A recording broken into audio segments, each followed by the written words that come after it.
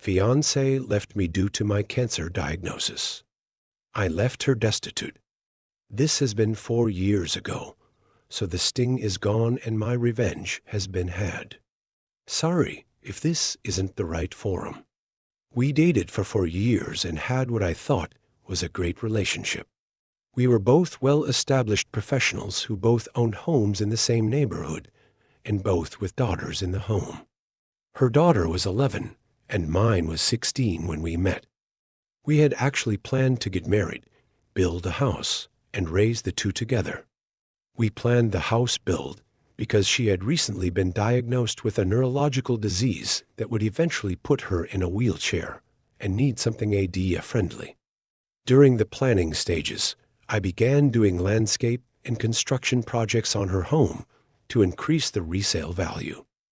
All in, I invested roughly $30,000 into the home, running everything through my side construction business for tax, permitting, and resale purposes. We had a contract that payment would be made upon the sale of the home. I produced invoices for each and every project, but never pushed for payment because of the prior agreement. Fast forward 6 months, we're looking at property to develop and finalizing drawings on the home when I began feeling ill. I couldn't eat, constantly vomiting and passing blood. I began noticing that my abdomen looked swollen, which was odd because we were both very clean eaters and were in the gym every day. So I went to the doctor and began having tests done. During this time, she began having small cognitive issues, and the stress of her current position was exacerbating her condition, so she took a $20,000 per annum cut in pay along with a lesser position inside the company. After a month or so of different tests and a biopsy, it came back that I had a golf ball-sized tumor in my stomach and would need to begin chemotherapy. So I began chemo and radiation treatments, which made me, expectedly so, extremely ill. She was spending time helping around my place on the weekends and staying over more, to the point that they were both at my home, more than theirs. At this point, I suggested that we go ahead and put one of our houses on the market and move in together until the new house was built.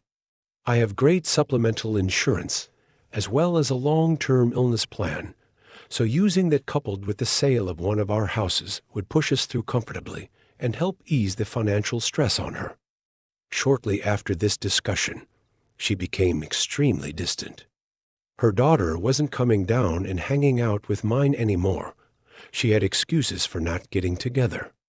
She quit driving me to treatments and stopped staying over. She then dropped a bomb. A sentence that will forever be burned into my psyche. I love you, but I can't see myself taking care of someone this sick in the long term, and I don't think we should see each other any longer, in a text. It broke me. I won't lie.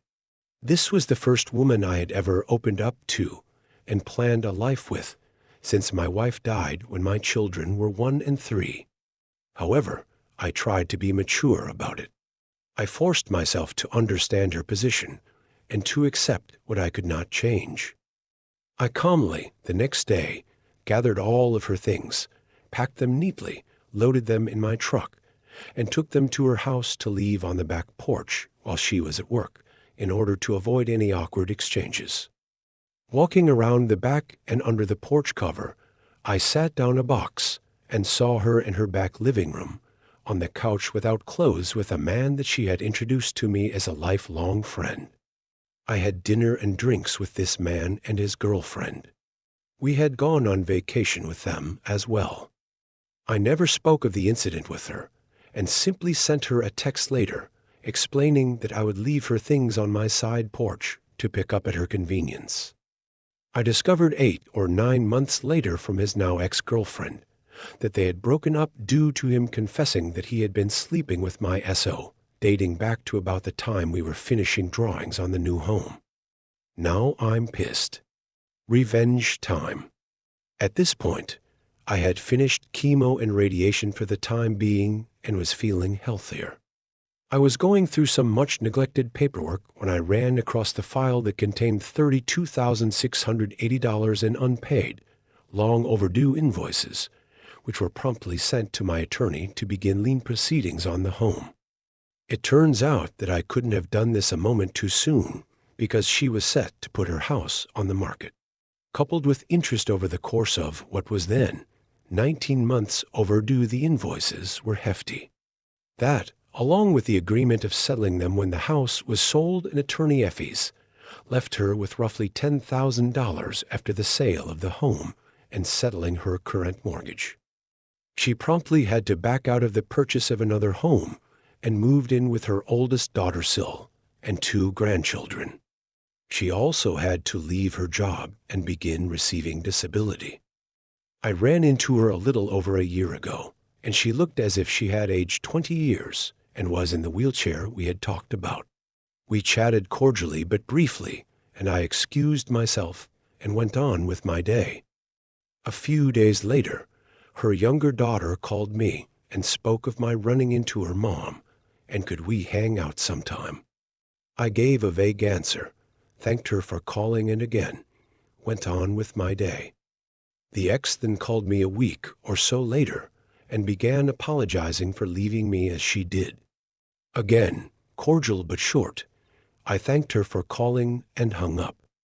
She began texting, and this went on for several weeks until one she asked if I could ever see us rekindling what we had, to which I replied, I can't see myself taking care of someone so sick in the long term. Remember the box on your back porch?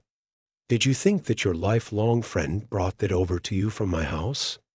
Good luck to you. Goodbye.